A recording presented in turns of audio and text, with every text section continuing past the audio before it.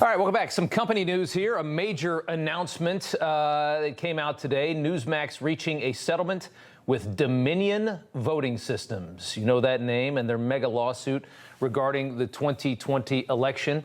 The settlement here concludes what's been a years-long defamation lawsuit that Dominion filed in Delaware Superior Court back in 2021.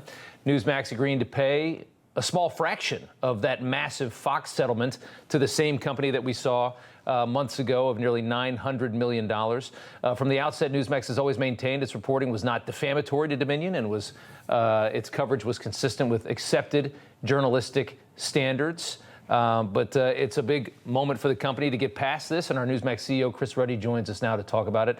Sir, good to have you on, and just your perspective on the significance of the settlement. Go ahead. Well, I think it's a big news story, right? Yeah. This has been going on for years.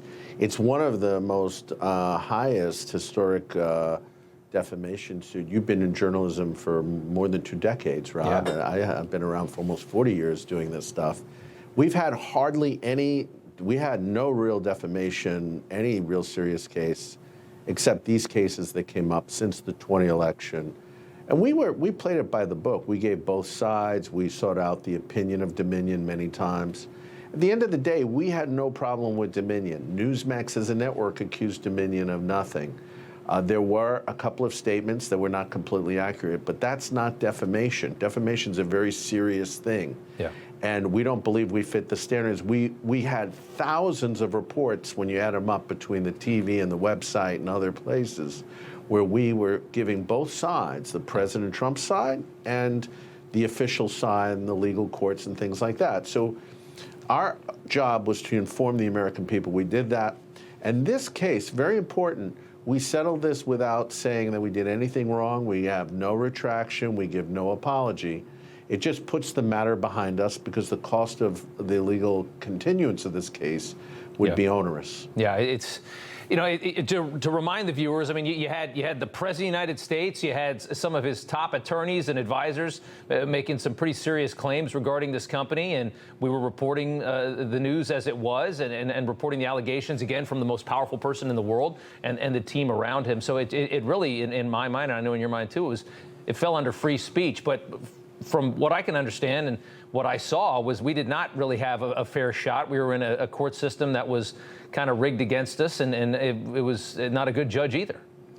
Well, look, Delaware is a very blue state. It's Joe Biden's home state. This judge, who we had, Eric Davis, was the same judge that did the Fox case, really effectively enforced a confiscation of almost $800+ million from Fox. He effectively, you know, if you go to Venezuela, they don't shoot you, right? They just seize your property. And if you oppose the regime, the Chavez Maduro regime, they seize your wealth. And this has happened.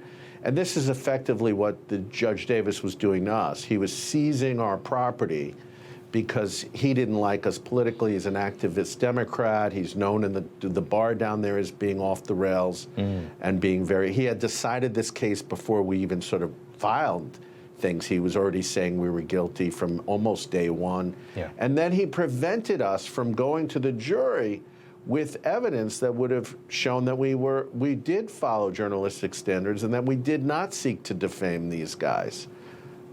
So, I mean, the settlement at $67 million, it's about 1/13 of what the Fox settlement was. And if we had a fair, you know, and I believe this, if we had a fair court system, if we had a fair court and a fair judge, you would have taken this to court. You would have wanted to keep fighting this all the way through and won. Well, it was 67 minutes over 3 years. We don't believe that it's going to come out of company revenues, we believe, over the next several years, and we believe that it won't upset the future of the company. In fact, without having this litigation now, we're going to be able to refocus the company and do a lot more than we were even expecting to. So we think that's beneficial. It terminates this case, so that's all good. And I think it really sends a message to Americans. You cannot, if you're a business person, you cannot be in the state of Delaware. It's Alan Dershowitz had told me in the beginning, it's a very corrupt state. Yeah. You cannot be there. The judges are very biased. The political system is rigged there in terms of the court system. So you cannot be there. And if you're there, move your company. NEWSMAX moved ours to Florida. Elon Musk has been moving. dozens and dozens of companies, really big companies, have been moving. So they see what we see. This is not just a political issue. This is about how these courts behave in Delaware. And it's a lesson. But I think for us, it's a very positive story, and we're expecting that, you know, and so far the shareholder community is reacting really well in the New York Stock Exchange to the news. So we're expecting that to be very positive. Yeah, stock bounced about 15% up today on the news to get that behind us, because that was such a massive lawsuit. And when Fox faced it, when so many different conservatives faced it after that election. So good to get it behind us. And anything else? Well, I think that's, you know, at the end of the day on this election, people say, well, what was your NEWSMAX's view about this election was that it was legal. The results were legal and final. My personal view was that none of these voting machines were switched votes. I don't believe there was any evidence of that, even though some people made the allegations. We did cover that part of the story. But what did happen, Rob, was that they changed the rules using COVID.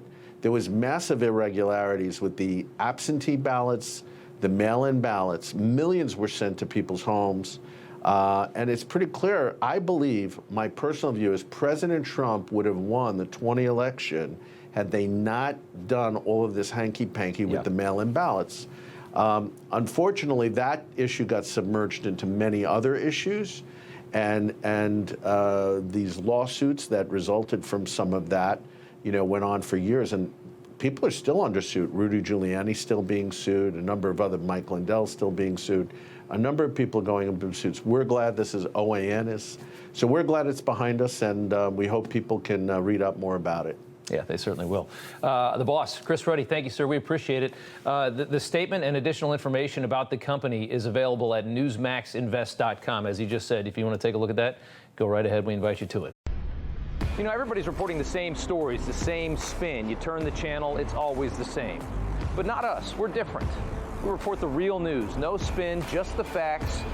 Turn to us, and you won't turn back. Tune in to Rob Schmidt tonight on NEWSMAX.